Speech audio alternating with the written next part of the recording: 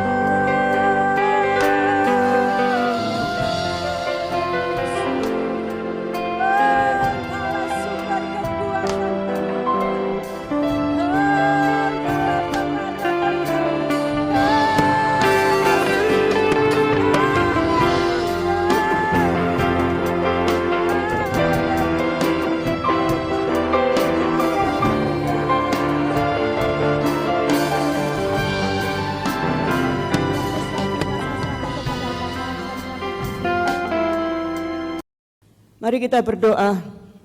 Bapa di surga, terima kasih buat kesempatan pada sore hari ini. Terimalah segala puji-pujian yang kami persembahkan kepada Tuhan. Berkati kami melalui firman-Mu, urapi hamba-Mu ya Bapa. Dan tolong agar supaya tidak ada gangguan apapun sampai selesai pemberitaan firman-Mu ini. Di dalam nama Tuhan Yesus kami berdoa. Amin. Bapak Ibu, kita akan baca pada sore ini dari Injil Matius pasal yang ke-7 ayat yang ke-11. Matius 7 ayat 11, jadi jika kamu yang jahat tahu memberi pemberian yang baik kepada anak-anakmu, apalagi Bapamu yang di sorga. Ia akan memberikan yang baik kepada mereka yang meminta kepadanya. Jadi saudara yang dikasih Tuhan, Tuhan Yesus menyatakan bahwa Bapa di surga itu adalah Bapa yang baik. Bapa yang penuh kasih, ya, Allah itu kasih adanya. Ada ayat yang menuliskan demikian. Jadi Bapa mengasihi manusia ciptaannya dengan kasih yang besar, dengan kasih yang kekal, dan dengan kasih yang benar. Nah, saudara, jadi yang pertama, Bapa di surga itu Bapa yang penuh kasih. Bukan Bapa yang jahat, bukan Bapa yang kejam. Bapa di surga tidak pernah berbuat jahat, tidak pernah berlaku kejam terhadap anak-anaknya. Nah saudara, iblis itu yang selalu menanamkan pemikiran bahwa Allah itu tidak baik. Ya, Allah itu berdusta, Allah itu tidak adil, Allah itu pilih kasih. Jadi perasaan-perasaan seperti itu sebenarnya pemikiran atau penilaian dari iblis yang berusaha ditanamkan di pikiran manusia, yang berusaha ditanamkan di dalam hati manusia, supaya manusia itu meragu-ragukan kasih Allah. Padahal sebenarnya Bapa yang di surga itu Bapa yang sangat baik, ya, kasihnya sempurna. Tidak ada yang seperti Dia. Yang pertama saudara, Bapa di surga adalah Bapa yang penuh kasih. Dan yang kedua, Bapa di surga itu selalu memberikan yang baik kepada anak-anaknya. Bahkan Bapa memberikan yang terbaik. Yang diberikan oleh Bapa sebagai pemberian yang paling berharga adalah Tuhan Yesus Kristus, anak tunggal Bapa.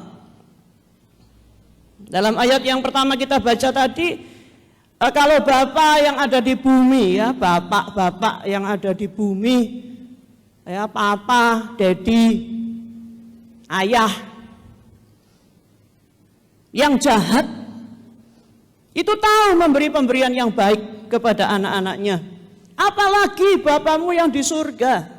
Kalau Bapak yang di bumi ini, ya, yang kadang-kadang ada yang jahat, itu pun bisa memberikan yang baik kepada anak-anaknya. Apalagi Bapak kita yang ada di surga. Jadi saudara-saudara, mari kita percaya bahwa Bapa di surga itu selalu memberi yang terbaik. Dalam kitab Roma, pasal yang ke-8 ayat yang ke-32, Roma pasal 8 ayat 32. Ia yang tidak menyayangkan anaknya sendiri, tetapi yang menyerahkannya bagi kita semua, bagaimanakah mungkin Ia tidak mengaruniakan segala sesuatu kepada kita bersama-sama dengan Dia. Kalau Yesus anaknya sendiri, ya, anak putra tunggal Bapa, itu saja diserahkan, ya, karena begitu besar kasih Allah akan dunia ini, sehingga Ia telah menyerahkan anaknya yang tunggal. Apalagi yang lain-lain, saudara-saudara, bagaimana mungkin Ia tidak mengaruniakan segala sesuatu kepada kita bersama-sama dengan Dia. Dia selalu memberi yang baik, bahkan yang terbaik untuk anak-anaknya. Yang ketiga, saudara-saudara, Bapa di surga itu mendidik, ya, anak-anaknya. Wahyu pasal yang ketiga ayat yang ke-19. Kitab Wahyu pasal yang ketiga ayat 19. Barang siapa ku kasihi, ia ku tegur dan ku hajar. Sebab itu relakanlah hatimu dan bertobatlah. Ya, mungkin bagian ini yang kadang-kadang tidak disukai orang, ya. Karena manusia berdosa itu cenderung saudara-saudara, mau bersikap maunya sendiri, tidak pakai aturan begitu ya. Itu kodrat dari manusia berdosa, maunya sendiri, saudara, sak karepe dhewe begitu ya. Itu manusia berdosa, tidak mau dididik, tidak mau diajar. Sedangkan oleh karena Bapa kita itu baik, Bapa di surga itu baik, maka Dia mengasihi ya umatnya, umat manusia ini. Oleh karena Dia mengasihi, Dia mendidik. Oleh karena Dia mengasihi, Dia mendidik. Barang siapa ku kasihi, ia ku tegur dan ku hajar. Nah, saudara, di dalam Ibrani pasal yang ke-12 ayat 10 dan ayat yang ke-11, sebab mereka, ayah kita yang ada di bumi ini, mendidik kita dalam waktu yang pendek sesuai dengan apa yang mereka anggap baik. Tetapi Dia, Bapa kita di surga, menghajar kita untuk kebaikan kita, supaya kita beroleh bagian dalam kekudusannya. Ayat 11. Memang tiap-tiap ganjaran pada waktu ia diberikan tidak mendatangkan sukacita tetapi duka cita. Tetapi kemudian ia menghasilkan buah kebenaran yang memberikan damai kepada mereka yang dilatih olehnya. Saudara, Allah melakukan pendidikan untuk umatnya, untuk anak-anaknya. Ya, tujuannya justru untuk kebaikan ya, justru untuk kebaikan. Oleh karena melatih kita supaya kita beroleh bagian di dalam kekudusannya, supaya menghasilkan buah kebenaran yang memberikan damai. Itu tujuan pendidikan Tuhan, tujuan pendidikan Allah. Orang tua yang baik pasti akan mendidik anak-anaknya, tidak membiarkan ya saudara-saudara. Tidak membiarkan anak-anaknya. Kalau ada yang membiarkan anak-anaknya, sebenarnya tidak mengasihi anak-anaknya. Kalau salah harus ditegur, tidak dibiarkan, tidak diumbar.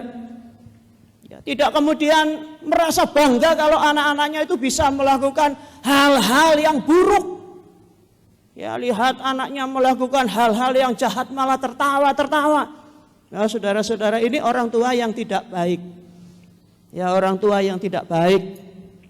Ya, katakanlah ya agak sinting ya saudara. Saudara tahu itu kan? Ya, kalau dibiarkan, Bapa kita adalah Bapa yang baik. Dia mendidik kita semua. Dia akan mengingatkan kalau kita itu salah, saudara-saudara. Makanya Daud sampai berdoa, lihatlah apakah jalanku serong. Pimpinlah aku pada jalan yang benar, Tuhan. Seperti itu, saudara-saudara. Jadi jangan merasa, oh Bapak kita ini, Bapak di surga ini kok sama saja dengan Bapak yang ada di bumi ini. Ya selalu berusaha untuk mengajari kita melakukan ini dan itu. Sebenarnya tujuannya untuk kebaikan. Ya, tujuannya untuk kebaikan. Supaya kita beroleh bagian di dalam kekudusan. Ya supaya pada akhirnya nanti kita bisa bersama-sama dengan Bapa di surga itu di dalam surga, saudara-saudara. Karena di surga itu tidak ada dosa. Jangan pikir bahwa kalau kita berbuat dosa, kemudian ya karena kita sudah percaya kepada Tuhan Yesus, dosa enggak apa-apa, pasti diampuni. Oh saudara, Allah kita tidak mau dirinya dipermainkan. Karena apa yang kita tabur itu yang akan kita tuai. Ya, karena apa yang kita tabur itulah yang akan kita tuai. Jadi oleh karena Bapa mengasihi maka Dia mendidik. Oleh karena Bapa mengasihi kadang-kadang Dia menghajar. Ya, karena kadang-kadang begitu ya saudara-saudara. Sudah diingatkan tidak mempan ya dihajar, ya dihajar. Ya, dipukul sama rotan gitu ya. Di dalam Amsal kalau ayah atau orang tua itu menyayangkan rotan, tidak mau menggunakan rotan untuk mendidik anak-anaknya, itu berarti orang tua tersebut tidak sayang kepada anak-anaknya. Ya tentunya tidak dihajar sampai wah sengsara ya saudara, tidak seperti itu. Ya tidak dihajar sampai masuk rumah sakit, enggak begitu. Tetapi harus dididik. Itulah yang dilakukan oleh Bapak kita yang ada di surga. Dia mendidik anak-anaknya Oleh karena dia sayang kepada anak-anaknya. Barang siapa aku kasih, aku tegur dan aku hajar. Supaya beroleh bagian di dalam kekudusannya. Supaya bisa bersama-sama dengan dia di dalam kerajaannya. Menghasilkan buah kebenaran hidupnya. Memberikan damai, sejahtera, saudara, untuk orang yang terlatih. Dan kemudian yang keempat, Bapa di surga itu punya rencana yang indah untuk anak-anaknya.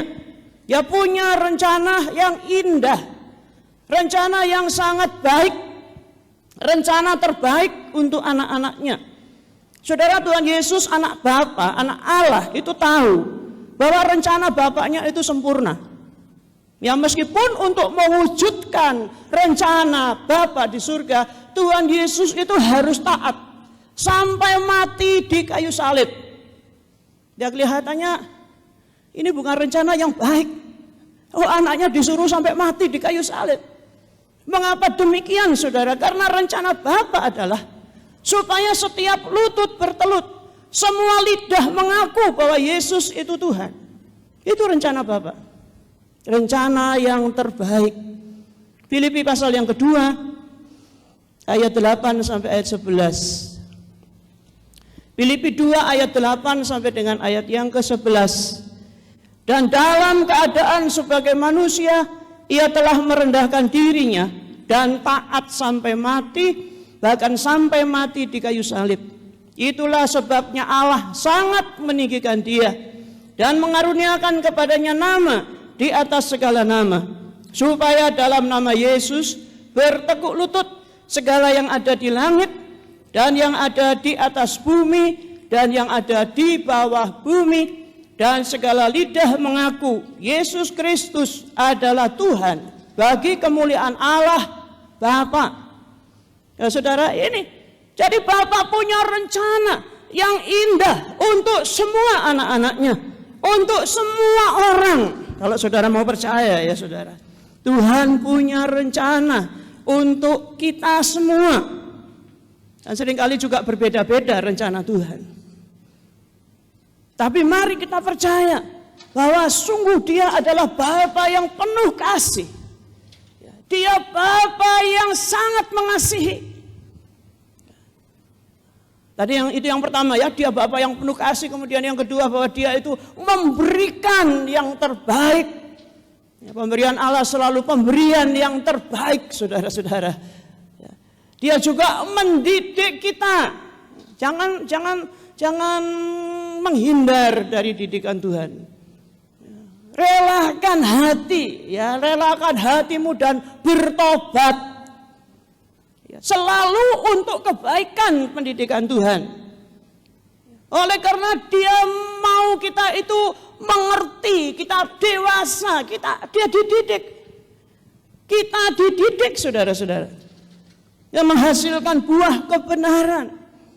Orang yang merelakan hati dibentuk, dididik oleh Allah, hasilnya pasti baik. Dan kemudian Bapa di surga itu punya rencana yang indah untuk semua anak-anaknya. Jangan keluar dari jalur rencana Tuhan, saudara-saudara. Kadang-kadang apa yang Tuhan rencanakan tidak sama dengan yang kita rencanakan. Makanya kalau kita merencanakan sesuatu dan kemudian tidak terwujud, ya jangan sampai kemudian kita putus asa dan menyalahkan Tuhan. Mari kita berpikir, jangan-jangan apa yang saya rencanakan ini bukanlah rencananya Tuhan.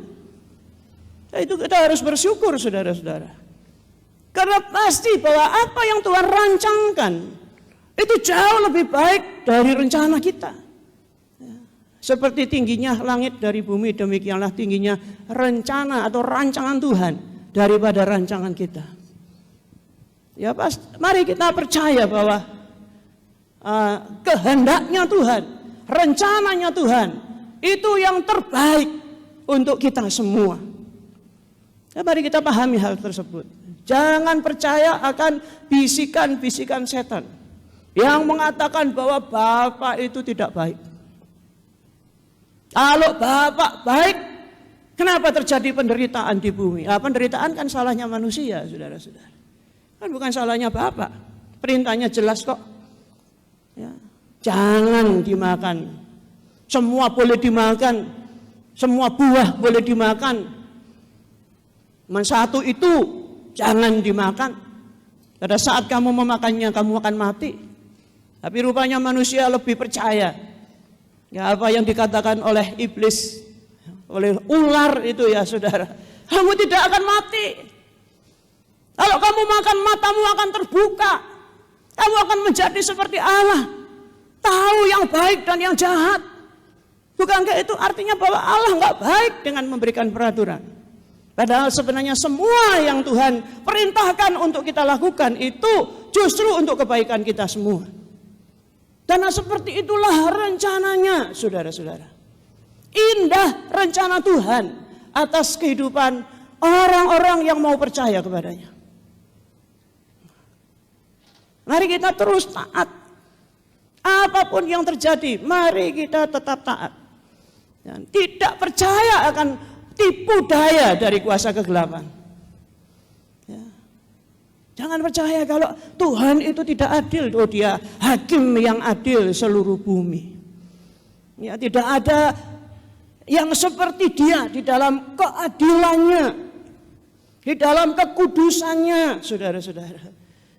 Jangan juga percaya bahwa Allah itu pilih kasih. Allah tidak mengasihi kamu. Yang dikasihi cuma orang-orang tertentu saja. Saudara, itu semua adalah tipuan dari kuasa kegelapan. Percayalah bahwa Bapa yang ada di surga itu adalah Bapa yang sangat baik. Bapa di surga itu adalah Bapa yang penuh kasih. Bapa yang di surga itu tahu bagaimana yang kita butuhkan masing-masing. Dan Bapa yang ada di surga punya rencana untuk kehidupan kita semua. Tetap setia, tetap setia. Ya, tetap percaya, tetap setia. Ya, sekali Yesus, tetap Yesus sampai selama-lamanya. Amin. Untuk firman Tuhan, mari kita berdoa. Haleluya. Haleluya. Kami bersyukur Bapa, bahwa Engkau sungguh Bapa yang penuh kasih. Biar hati kami melekat hanya kepadamu. Percaya, bahkan mempercayakan segenap kehidupan hanya kepada Engkau. Dan kami percaya bahwa rencanamu itu yang terbaik untuk kami semua. Jangan kami menyimpang dari jalanmu ya Tuhan. Jangan kami menyimpang dari rencanamu. Engkau tetap memegang kami sampai selama-lamanya. Meteraikan firman-Mu dalam hati kami semua. Dan kami mengucapkan syukur untuk segala kebaikan Tuhan. Di dalam nama Tuhan Yesus kami berdoa. Amin. Mari kita naikkan lagu yang terakhir.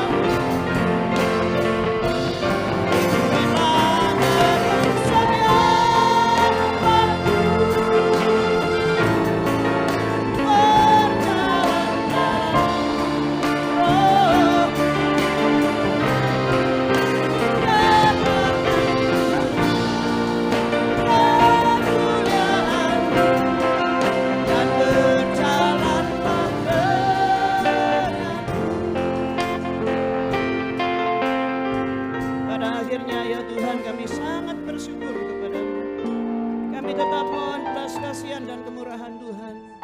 Tuhan Engkau lalukan wabah sakit penyakit ini ya Tuhan, dari negeri kami, dari bumi. Engkau menolong ya Tuhan, lindungi negeri kami, lindungi bangsa kami dari segala kesulitan ya Tuhan, terutama kesulitan ekonomi. Kami percaya bahwa Engkau sanggup melakukan, Engkau sanggup mengusir, membersihkan segala sakit penyakit. Mari Tuhan, Engkau juga lindungi segenap sidang jemaat. Engkau berkati kami semua. Terima kasih Bapa. Saudara yang dikasihi Tuhan, kasih karunia dari Tuhan Yesus Kristus dan kasih Allah serta persekutuan Roh Kudus menyertai kita mulai malam hari ini sampai selama-lamanya. Di dalam nama Tuhan Yesus kami berdoa dan mengucapkan syukur. Amin. Tuhan Yesus memberkati.